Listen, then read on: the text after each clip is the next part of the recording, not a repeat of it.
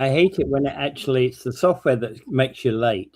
Hey, morning, Mike. Morning, everybody. Welcome to Talking Niagara this morning. And so we're here. And so we're giving you kind of our views upon the world and everything, starting local, but everything else that affects the world. Yeah, so I was talking to my kiddo this morning, and not this morning, this past weekend. He was saying there's no fuel in Kenya, right? Yeah, yes. And we mentioned that yesterday too about African nations, and there's also many Asian nations. Yeah.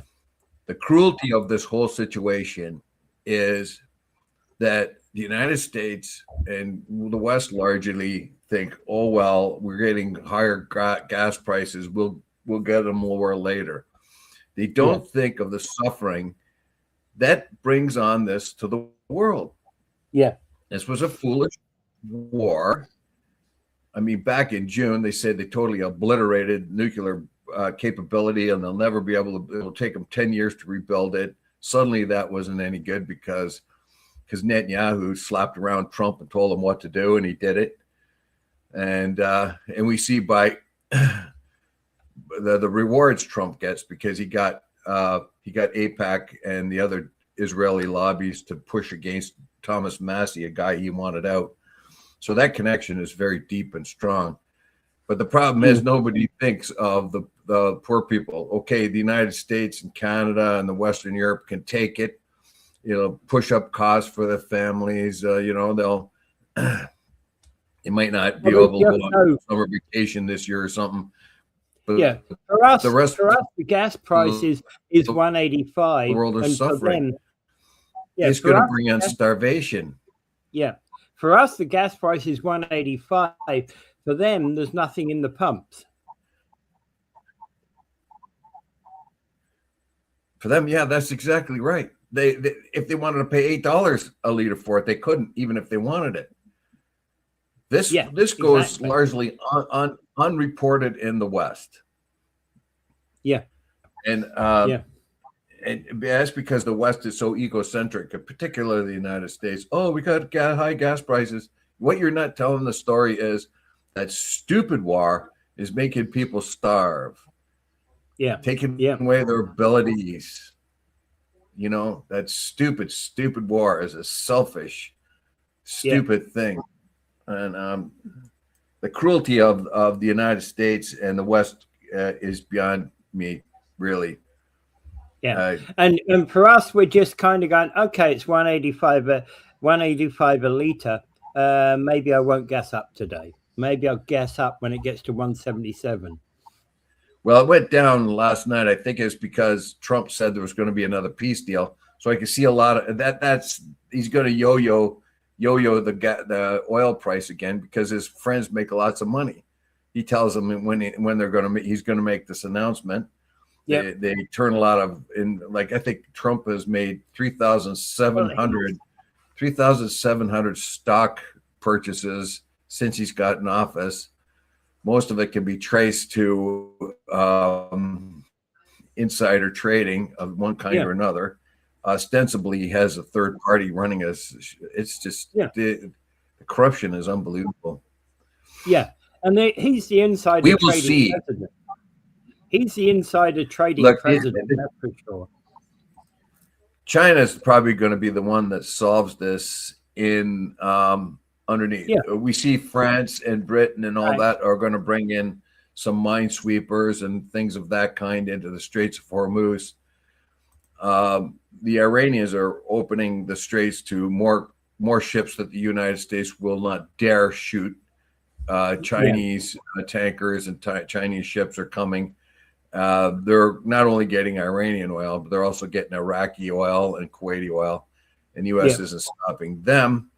The Chinese will probably be the ones that push the Americans to make some sort of deal.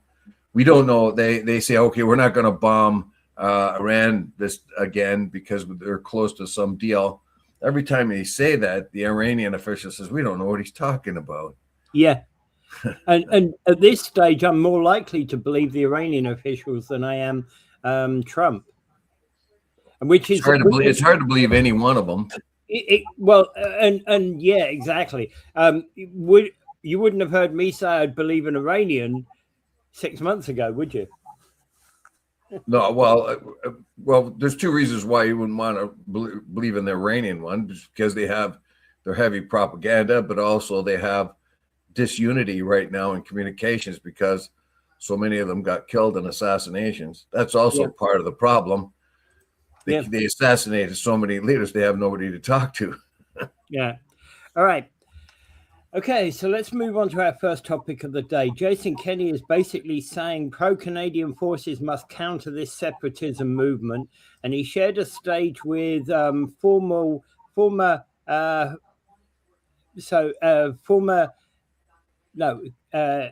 with Calgary Liberal MP Corey Hogan.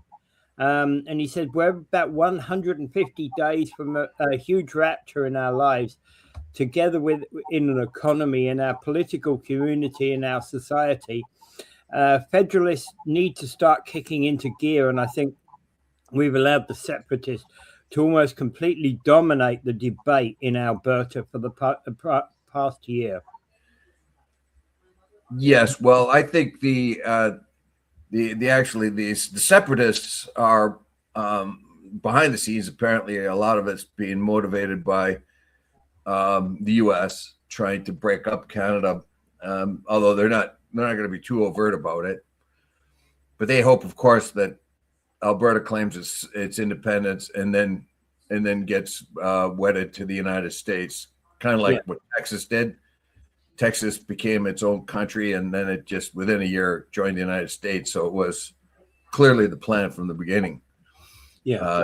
So in this particular case, there's many things you have to remember, and Quebec separatists almost won that one referendum because it wasn't clearly put out there what would be the consequences of independence. And that meant you would be separated from all the benefits that Canada brings, including old age pension, CPP, all kind of, well, they have QPP, but all kinds of other things.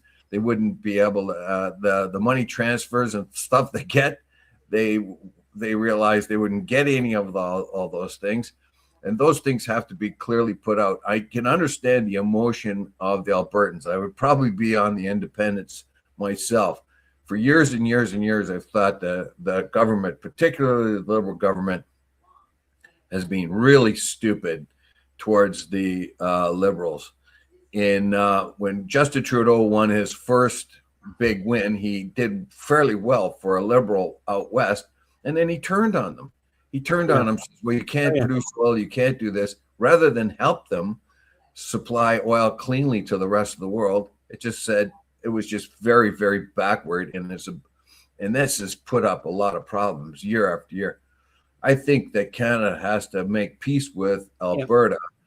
And what Mike is saying here, like Carney's got the brains to do it. Right. What Mike is saying here is true. There were 400,000 signatures handed in against the separatist signatures, and Daniel Smith is basically ignoring them. Well, Danielle Smith right now, I think she sees a lot of leverage with the separatist thing, but she's toying with fire right there. Yeah. So she's I don't know. I don't think she's naturally a separatist, but she's toying with that, and for political leverage. I don't know. It's bothersome to me that we've let this get to this point. Yeah, we have absolutely let this get to this if we don't have Alberta, Ontario will go bust. I'm not so sure of that because Ontario still is the industrial heartland of Canada. But Alberta, just point out that Alberta was the one that was doing the transfer payments. Remember, Ontario was the one that used to do that. It used to heavily support the rest of Canada with transfer payments. Well, Alberta's picked up a lot of that because of its oil wealth. And the Liberal government has been stupid with them from day one, and seriously, instead of embracing them and saying, okay, we can use this. What Carney's doing now, what is Carney saying?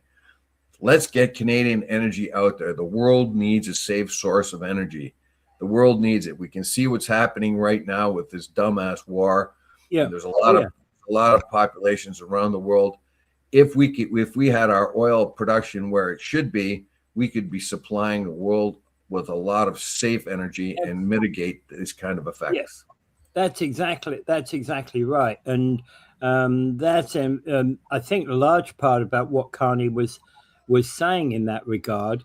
Because he's trying to bring that point forward. Remember, Carney's an Alberta boy. He was born in the Northwest Territories, but he grew up in Edmonton. So he's a Western lad. Yeah. Right. And he's basically saying we need to put our point into helping solve the world energy crisis. And he's right, because in fact we have energy resources. We can get that done. Yeah. So there is there's a lot of positive push from the feds right now towards the West. They're also telling BC, look, if you get in our way with these pipelines and things like that, we'll go elsewhere. Yeah. So of course, everybody's like, the reaction here, look, it's very, very clear. It would have been clear even without the war, but it's very, very clear now that the world would have an enormous appetite for safe Canadian energy. Yeah. This is natural gas, this is oil, this is uranium. Yeah. The thing is to get it to port. Saskatchewan's got the world's largest supply of uranium and potash. You got to get that to port. Alberta's got enormous amounts of oil and gas. You got to get it to port. We can supply the world with safe, reliable, stable sources of energy. And with the energy side, we need pipelines heading west out of Alberta. We need pipelines heading east out of Alberta, because we've got to get the oil on ships on both coasts. Well, we got to get that oil to Ontario so we can use it. That as well, yeah. But in order to supply the world, we need to get it on ships on both coasts.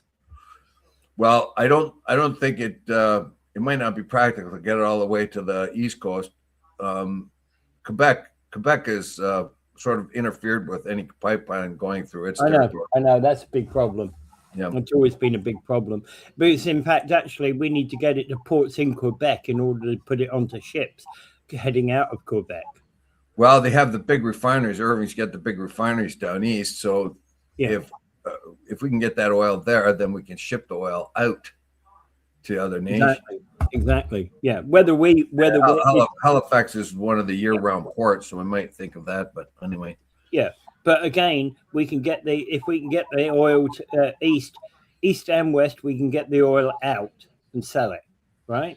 Yeah, and if we bring it closer here, of course, we can use it on the way. Some of the oil goes through the state of Michigan, right? The pipeline goes through the state of Michigan, and they take a piece of the action. Again, but they could close that out. They could close that off on us any time they want, and that is a problem with the pipeline that comes to Ontario. It takes a shortcut beneath the Lake Superior, right? But anyway, basically, getting to it, the Western independence movement has grown, and has grown because of the ignorance of the Liberal Party. Oddly enough, and ironically, it is the Liberal Party that's woken up, shifted their focus on much more practical things. They're doing their job, what they should be doing, leaving idealism aside until they can get the practical. Yeah. And again, that's the whole mark of that is improve the economy and make sure there's education. And that's the whole mark of what Carney's been doing, is actually making sure that, that essentially Canada can take part. Well, I noticed that there was a comment there that it helps Brookfield, which is the company that Carney's associated with. Yeah. It's kind of funny that shadowing the same thing that's happened in his states. Trump is always Trump and his family are continually being accused of using the government position to enrich themselves. As a matter of fact, the family fortune has more than doubled in a year and a half since he's got into office. How about that? But yeah, and I don't know how much Brookfield will benefit from all this. I doubt very much that is the principal aim of Carney, is to use the resources of Canada, make his own family and himself richer, his company. I would like to see better proof of that, but yeah, okay, that's a possibility. If it's going down south of us in a big way, if it's coming minor way up here, I don't know. Maybe that's what politicians do.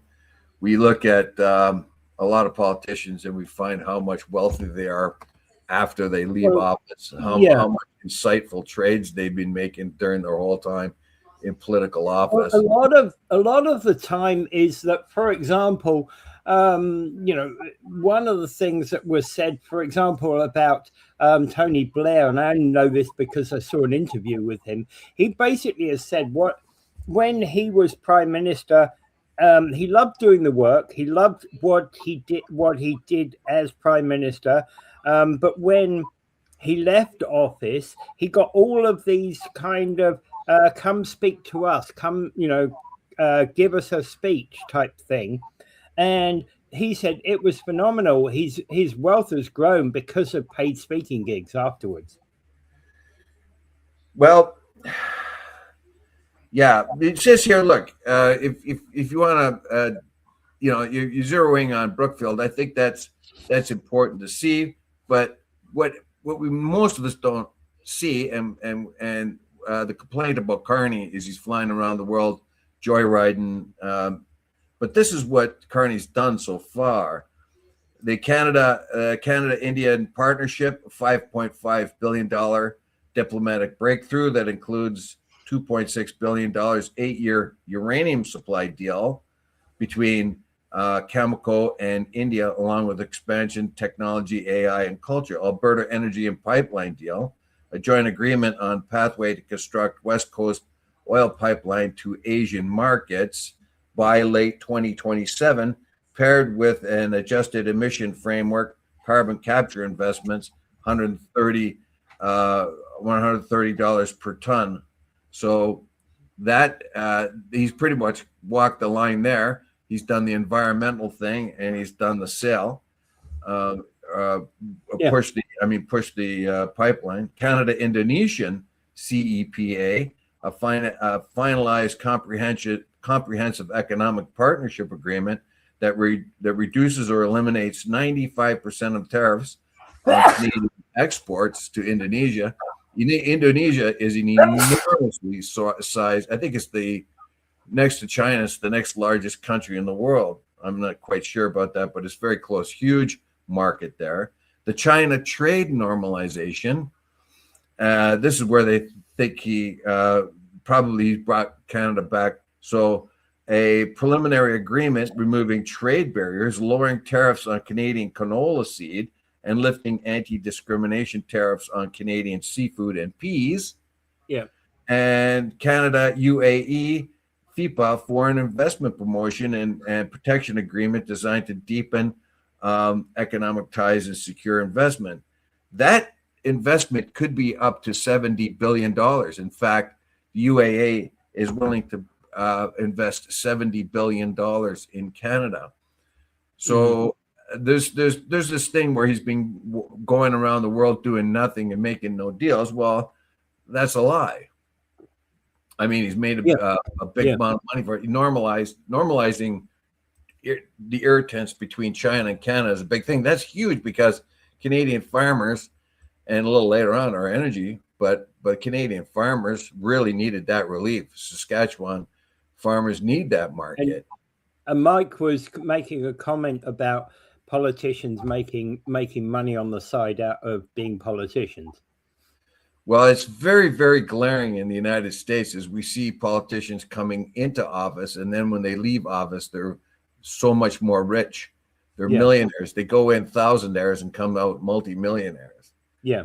Well, and also, and of course, the Republicans like to point out how much wealthier Nancy Pelosi was after she left office. But if you turn it around, you'll see that's happening among many Republicans as well. Both parties abuse that system. What they get on one part of the advisory of defense advisory or whatever, and they see the deals coming and they make the investments. Yeah. All right, let's move on. Niagara's GDP growth is stalled to 0.4%. In other words, it's hardly even moving. It's hardly even worth talking about, really. Or we're in. When I say it's hardly worth talking about, no, I meant sorry. It is definitely worth talking about because it means we're in the shitter. Yeah, and that's pretty remarkable change. When we were, I think it was like 3.4% the year before, something huge. I think we reported on that, and I think we were very surprised at how it was. They were expecting that to grow, yeah. So well, the things to know here is GDP has slowed to 0.4%. Average employment income in the region grew by 5.8% to 56,800. However, wage growth and total income are forecast to moderate to about 1.3% in 2026, lagging behind the broader Ontario. We've got a population now of 551,000, which is an 8.3% growth since 22, and the boom that we had outpaced provincial growth rate at 7.3% over that same period. However, housing affordability has always been a problem. Well, actually, it's gone down. So that Niagara, so data from Canadian Real Estate Association shows the benchmark housing price in Niagara declined by 7.4%. Yeah, 572,900 from 24 to 26. That's pretty. I mean, I got two sons that bought house. Now their houses they'll probably be able to. They can't sell them for what they bought them for, probably. Yeah. That's and that's an irony. But in over 10-year period, they will be able to sell it for more. Well, we've had a couple of people in our building here who had to sell at a loss. Yeah. When they moved out, they had to sell at a loss because they bought when the prices were high, and they've actually had to sell at a loss. Now the thing here is the growth was 3.5% in 2024. Of course, it's probably rebounding because of COVID. So it probably wasn't a realistic number. It was artificially low because of COVID, and it probably bounced up to a little artificially high because of the release of the ending of COVID. However, right now we are 0.4%. That's a disaster. We at least are not a negative number, but part of that, of course, is the trade disputes and right now the war. So you have two different things going on from our greatest trading nation and our best friend there. This has sort of had a mental disease going on right now, and it's called Trumpism. But anyway, that war and the tariffs have had some effect. Overall, not so much, though, because we have to remember that 84% of our goods going to the United States are still tariff-free. So it wouldn't that shouldn't be a huge effect for us. The war and the higher prices of fuel and fertilizer and other things around the world, that is hugely disturbing, but it shouldn't affect us as much as places like Kenya. Yeah, there's a couple of points here, for example. Mike is saying Niagara has no industry. They've built homes everywhere, and industry cannot operate without an industrial area. Good And point, Mike. Good point. And Rick is also echoing with a similar point when nobody's investing in industry for the past 5 to 10 years. And Mike is also echoing back with city has no vision, is addicted to real estate, gold rush, and now no industrial section to attract businesses too. Yeah. Well, Niagara Falls is kind of like a microcosm of Canada. We know the Canadian productivity is the lowest or the second lowest in the G7. Every other country has increased its productivity. Canada has stalled. And in fact, its productivity had gone down sometime. That is the mainstay of investment coming from other places. Yes. If you don't have this industry that Mike talked about, or means by which to produce things, how are you going to sustain your area? You still need industry. You still need something to produce, some sort of you need the capitalist forces working for you, like taking advantage of what you have here and making money off of it. And if you don't produce something, how are you supposed to be able to have money? And again, in the same vein, it is clear to be it has to be pointed out that tourism doesn't make real money for real people, because it always is the lowest pay. And yes, it makes a profit, but it always offers low pay to its workers. Tourism is not the answer, never has been, never will be. Well, obviously, the mainstay of our city, unfortunately, has become. I know, but this is why we're talking about. It still is an industry that we can exploit. I remember, like, there are casino jobs. As much as I dislike the casino, right? The Niagara Parks employs a lot of people on all different levels, and always will. Okay, so that, like, in our particular area, of course, we've always had that. Sallet Steel, Washington Mills, SciTech are all in jeopardy due to poor planning on housing. Yeah, absolutely. Quite right, Mike. Quite right. And we're giving up industry in preference to building housing. It's not the way to go. Definitely not the way to go. Yes, we need industry to improve earnings around here. As I said, it's a microcosm, because I've a couple of days ago I was reading about Canada's productivity, and where the Canadian government is not just liberal, it's also conservative, have pointed the Canadian government towards land and real estate and things of that kind, rather than those things that are productive. Which means that if you have no production, then you don't get foreign investment. Foreign investment comes when you can demonstrate that you can produce. When an unforced investor comes in, maybe, I don't know, to build a factory, and sees that the Canadian productivity level is very low, why do I want to produce here? Yeah, the productivity per employee is much less than it is in the United States. That's principally because of lagging development, lagging investment. Most companies in Canada do not reinvest in themselves because they don't have confidence in the Canadian economy. Whereas in the United States, people do have a great deal of confidence, because they can see that the productivity in the United States is very high. Yeah. They have the much higher productivity per man hour than we do. Yeah. These are the things that Carney realizes. This is the kind of thing that Chrystia Freeland pulled her hair out because of. And those are the things we have to demonstrate to the world that we can improve.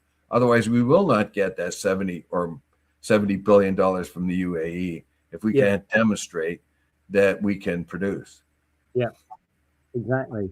Okay, so Niagara Falls is good, but they are mostly, but they were almost gone broke, and it was saved by casinos. Yeah, well, you see, the thing is, Niagara Falls had, like it or what, with cyanamide, we had an industry that was earning money. Well, yeah. So they had the Fourth Avenue plant there, and it made money for most of a century. Yeah. What killed the cyanamide plant in the end was a change in technology. In the United States, they came up with a better, faster way of making acetylene, which took cyanamide right out of the picture. Yeah. Why that investment didn't happen here, so that we could take advantage of the easier, better way of making is just it. We had the Linite company on Stanley Avenue. It was a big, hunking, ugly factory, but it made money. And when the casinos came in, everybody turned their back on the big, old, dirty industries, but they paid money, and they paid, they paid benefits, they paid pension plans. They were good union jobs. So what did we trade them for? We traded them for casino jobs, so to speak.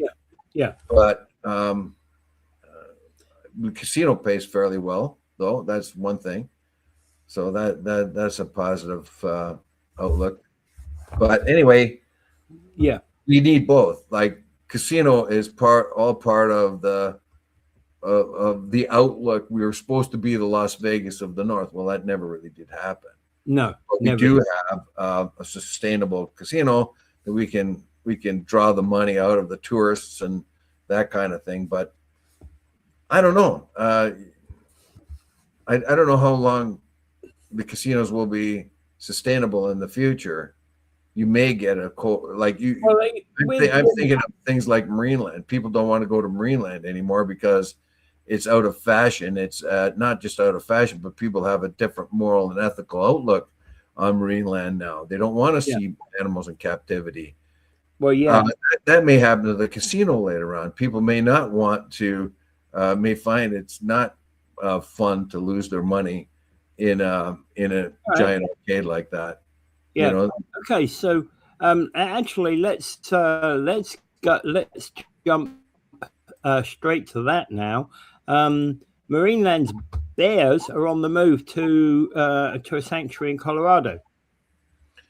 Yeah, it's nice to see. There's a carnivore sort of, I don't know, place where they can go safely, and a compound, a huge compound. It says, it's not really a compound, but it's an area of a kind of a rescue for carnivores, and they have lions, and they get tigers, and they get bears.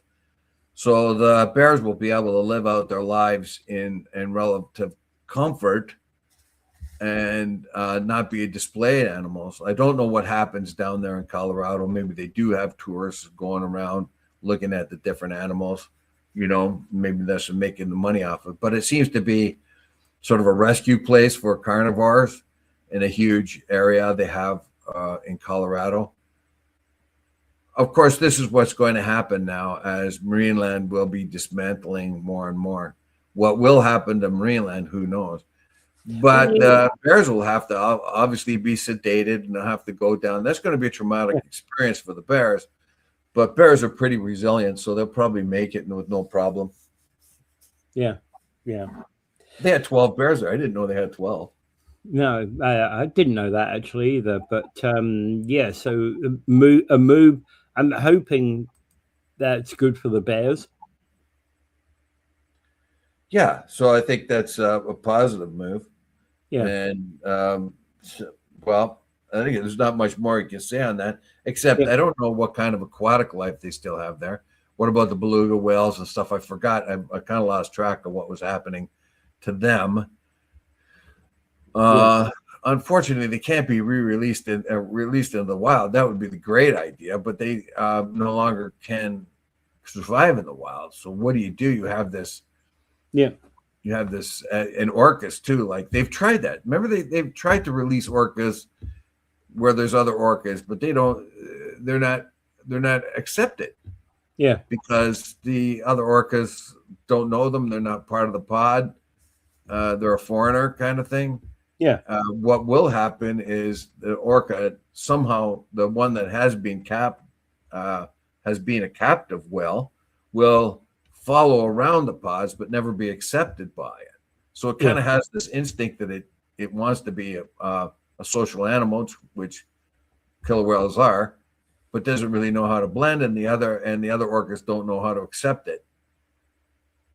It's not like wolves or lions in that, where a lion can leave its pride and get adopted by another one. That's part of the whole idea of making sure that there's not too much inbreeding. Same as wolves. Female wolves will leave their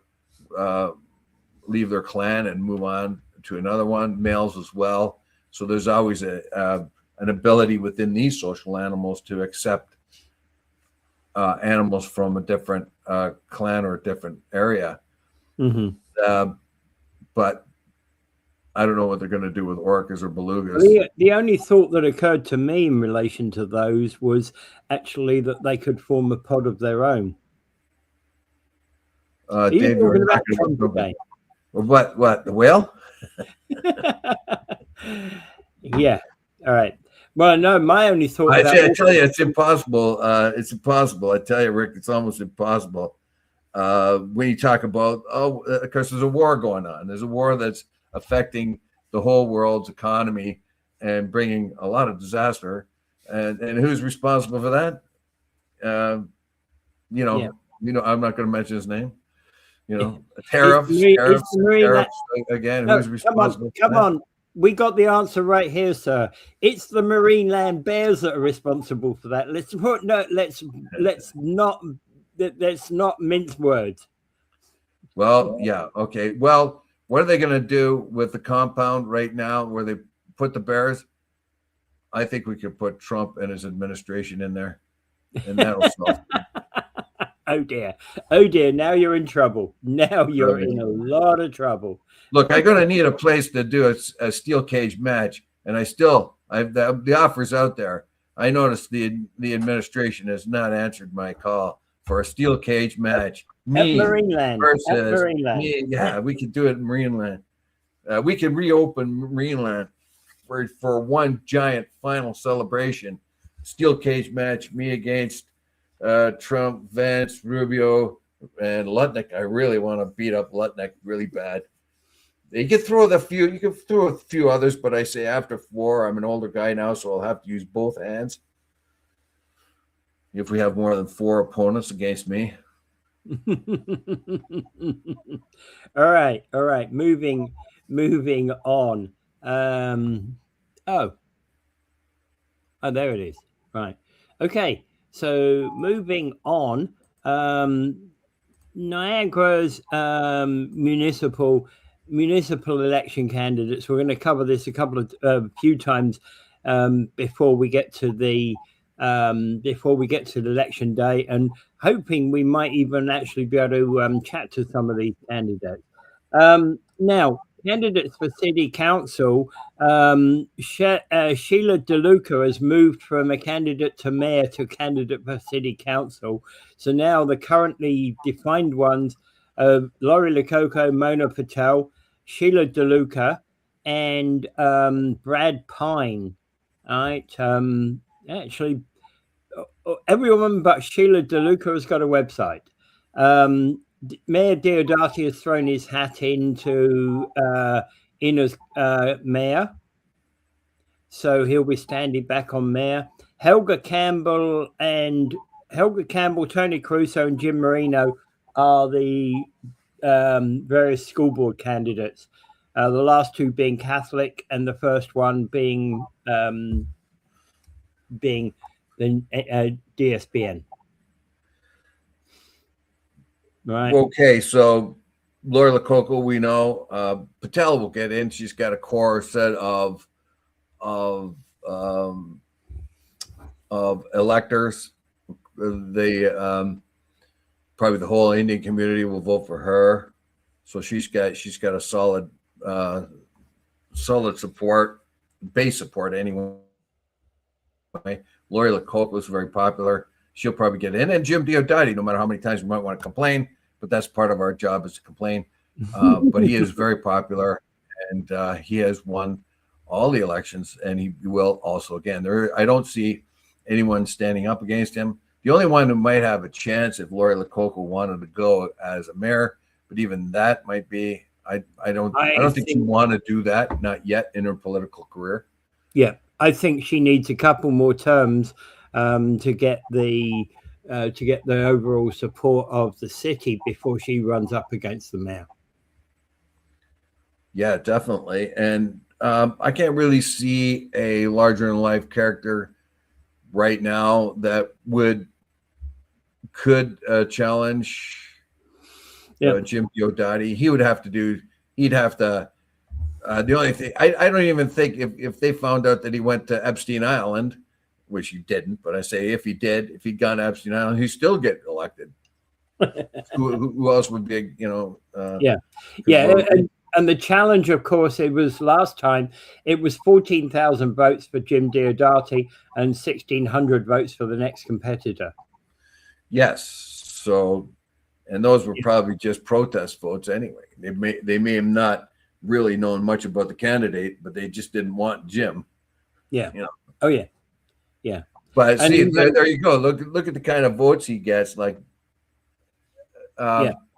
you can't get that kind of vote in Niagara Falls unless you are quite popular, and obviously he's quite popular. And a number of the sort of the non-for-profits around town, and they like him. Like we've had very little connections with him. He came to our 60th birthday party 7 years ago, when we turned 60. He came there and he spoke briefly, which was much appreciated. But places like Project Share or a lot of the other agencies, it seems to me that they like him, that he's approachable with things like that. So he's I don't know. I think he's going to be like Wayne Thompson. He's going to be a big fish in a small pond for a very long time. Yeah, probably. Okay, so moving on. We were talking about Bridgewater earlier on and coming back to that. Dalio from Bridgewater is basically saying US is losing credibility as a global power and because it's not willing to defend its interests while China accumulates wealth and influence. Yeah, this is what. There we go again against the declining and aspiring powers. So China's on the ascendancy, obviously, and the United States is in the decline. Well, it has been for some time, and that's because of the infighting within the United States. We see the United States is really stuck it to their allies. So I'm not so sure Ray Dalio is completely correct here. There is potential for us to realign ourselves, but we in the West, and I include us in the West, not just the United States, have incurred incredible amounts of debt. Our debt's unbelievable. The West cannot control itself when it comes to debt. It always has a reason to go more and more into debt. Whereas the Chinese have had a lot of financial problems themselves, but because of their controlled economy, it's not affecting them quite as bad. Now, what Ray Dalio doesn't talk about here is you think of two powers, one that's becoming stronger and stronger every day, making more and more munitions. They're getting into all the technologies that the West has pioneered. They've taken them over and made them better. We talked about solar and wind and all those renewables. They're way ahead on that. Why are they way ahead? It's because our industries turned away from them because they felt that. The other thing is, one of the things that the Chinese have been doing, of course, is they've been supplying places like Africa with railways and, just build the railway.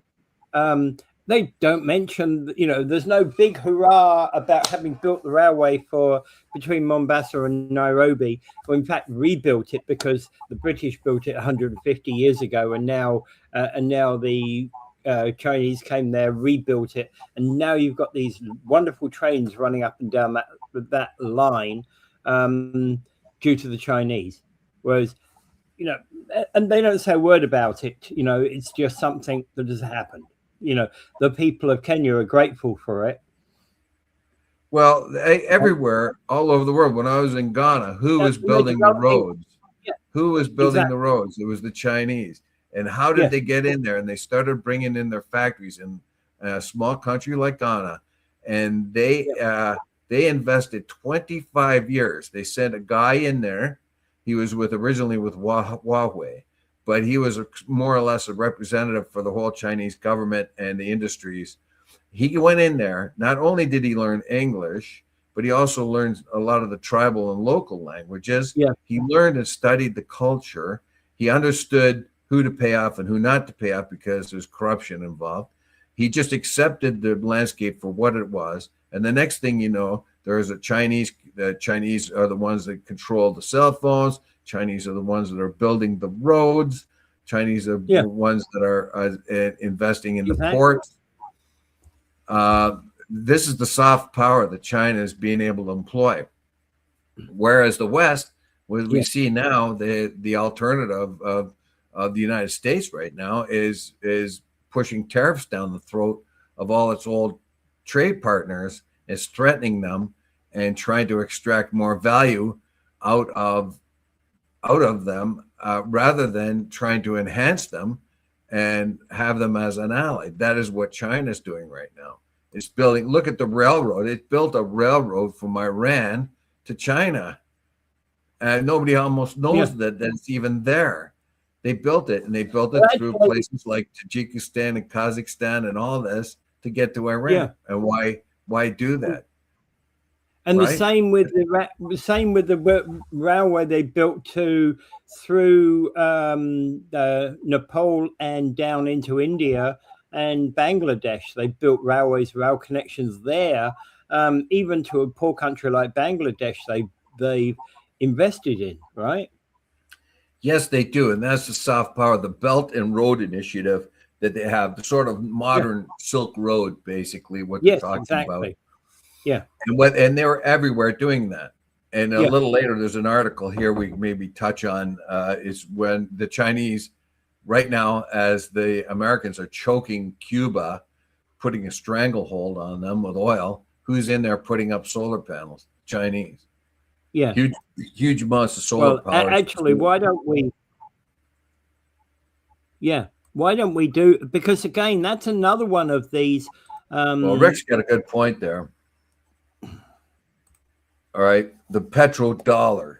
The petrodollar is that leverage that the United States has over the whole world. Early on, they got very, very smart. They discontinued the gold standard when President Nixon sort of got off the gold standard. In other words, the United States currencies were backed up by gold. And in the old days, you could turn all your American currencies into gold, direct gold. Yeah. The United States got off the gold mark, just like the Brits got away from pound sterling, silver, and so it's not backed up. But what they did do was something even more better, is they went around and they made deals with the huge oil producers of the time, guaranteeing them safety if they sold and bought oil in American dollars. That meant that every country in the world had to have American dollars, which meant that they had to do their business in American dollars, and that gave the United States an incredible power over everyone in the world because it could sanction people, sanction their dollars and all that. So the whole world must own American dollars. That is kind of like an investment in the United States, and it gave it huge, made it the reserve currency of the world. Yeah. If you take that away, that takes away a lot of the American power. And you were talking about the fact that there's essentially been an oil blockade off of Cuba. And in the meanwhile, basically, the Chinese have started moving in and actually are building are building alternative energy within Cuba, like solar panels. It's the fastest growing solar revolution on the planet in Cuba right now, and they're doing it with China's help. So they're building massive solar arrays out there, and that's what's getting Cuba its power. Yeah, and here we have a difference between the United States and China, and China sees an opportunity here. The United States is choking Cuba and has put sanctions on it for years and years. The United States now is taking advantage of the fact that they can restrict the amount of energy it gets to this people. It's strangling the people. It's making them suffer, hoping, I suppose, that there's going to be a revolution. What do the Chinese do? Chinese come along and they do not break the sanction by bringing oil. But what do? They bring solar panels. They bring this technology that the West pioneered and turned its back on. They adopted it. Now they're putting up big solar farms in Cuba, helping the Cuban people do what? Helping the people have power, helping the people pursue. Right, you can go to charging stations. The solar in a very brief time, they can really offset a lot of the problems that Cuba's having because the United States is not allowing oil in there. Yeah. So it's completely they're using the power. They're using and the Chinese have the money to be able to do it without an immediate payment. Yeah. What they're doing is making sure that they now guaranteed that they're going to be running part of the grid in Cuba, and that's going to be their payback over future. In the meantime, they're making friends, aren't they? Yeah, absolutely they are. Yeah, and it's about growing Chinese power across the world, has been, is one of the things we've been talking about. He's then talking about data centers, which is another aspect. Absolutely, Rick. Yeah, that's going to be a huge issue going forward, is the amount of power it's going to require for data centers. No country in the world, especially the advanced countries, will be able to function without AI. And AI takes an enormous amount of power, huge amount of power. Even things that are developing like Bitcoin and some of those kind of currencies, they take enormous amounts of computer power. We reported on the show just how much power sustaining Bitcoin uses. It needs computer power all over the world constantly in order to sustain itself with the blockchains they have. Yes, that's going to be a huge deal. Right now, though, the people of Cuba, all they want is power enough to do their day-to-day work. And unfortunately, even as really expensive as oil is now, due to the war that's happening in Iran, now that might end and the oil prices might come down. They're never going to come down to where they were, of course, but no, of course, they may come down. It occurs to me this will come down if the war ever ends. Yeah, it occurs to me this is the opportunity right now for the electric car to be saying, "Hey, we're ready." Because that's actually that's one of the things. Electric car sales have gone up all over the world. Yeah, since the war started, electric cars purchases have gone up all over the world. Yeah, I'm sure they have.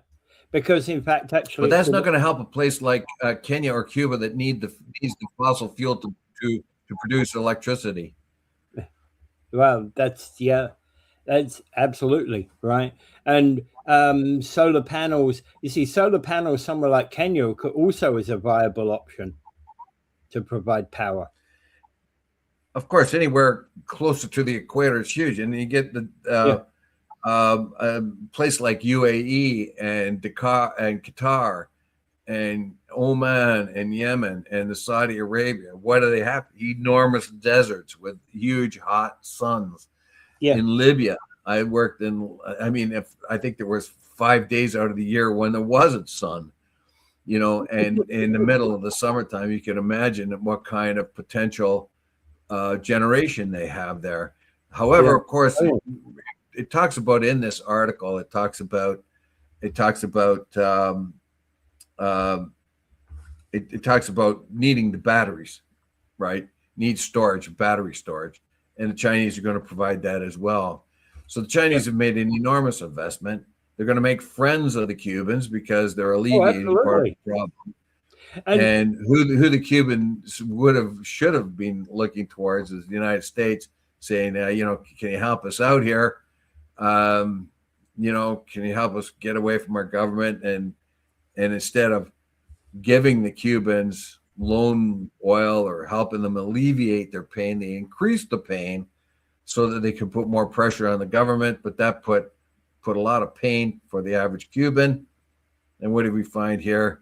Chinese come along, and if you ask me, they're probably bringing food and medicine as well. yeah. All right. Yeah. And this is another one of these things whereby we're witnessing right now a change, and that's not to say that US isn't powerful, but we're witnessing a changeover of who's the dominant power in the world. It's coming from soft power because the Chinese are saying we're the stable ones. Yeah. We're the stable ones. And that's we're not gonna come on, we're not gonna come on you and start making huge tariffs on you. Yeah. And that's another one of these ironies, Dave. Who would believe the Chinese? Right? They're proving it by deeds, not words. Exactly. Thank you. Right. Here's remember the statement I read out yesterday that mocked Donald Trump originated in the Economist magazine, who found it in the Chinese scholars, right? And it says part of it says, "Thank you, Mr. President, for showing the world China is more trustworthy and stable." Right, among the other jeers. Yeah. All right, coming back locally. Actually, we don't have time for this. We've run out of time. I hadn't realized we've just run out of time. It's 8 o'clock. Pretty much. Okay. All right. So I'm going to introduce a new topic. We'll